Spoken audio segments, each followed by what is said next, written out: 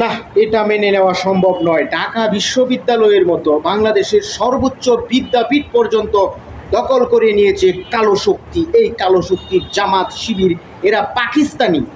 এত পাকিস্তানি ট্যাগ লাগানোর পরেও, এত রাজাকার ট্যাগ লাগানোর পরেও কি করে ঢাকা বিশ্ববিদ্যালয়ে তারা জয়লাভ করে?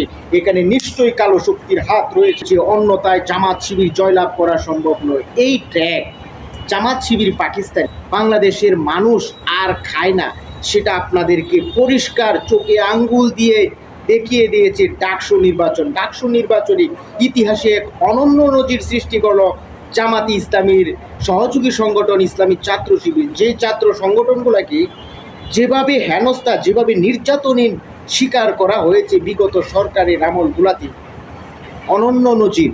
সাধারণ শিক্ষার্থী সেকে আবার প্রমাণ করে দিয়েছে ডাকসু নির্বাচন। এই ডাকসু নির্বাচনে রাজাকারের সন্তানরা শেষ পর্যন্ত জয়লাভ হয়েছে।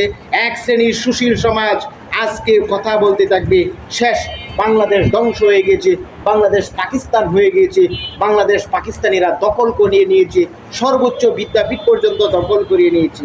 না না না, বাংলাদেশের জনগণ, বাংলাদেশের তরুণ সমাজ আজকে বুঝে গিয়েছে কোনো ট্যাগ লাগিয়ে তাদেরকে আর বোকা বানানো যাবে না।